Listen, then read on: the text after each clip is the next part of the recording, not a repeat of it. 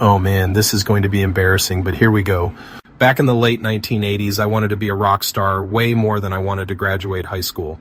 Big hair, loud guitars, and a serious belief that my garage band was about 3 weeks away from getting discovered. Spoiler alert, it didn't quite work out that way.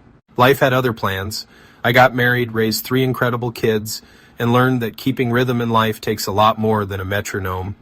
And yes, they remind me daily that dad jokes hit harder than any guitar solo ever did. Somewhere along the way, that creative drive found a new outlet.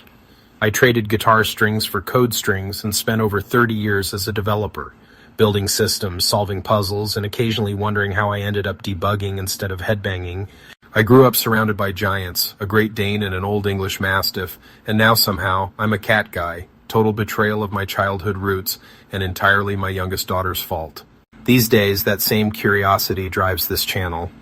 I research how finance, blockchain, and technology are converging, from Ripple and XRP to HBAR, XDC, and beyond. I use AI as a tool to explore, narrate, and visualize. But every video starts with a real question I want answered. When I post something, it's because I've done the digging myself, and I actually believe it connects the dots.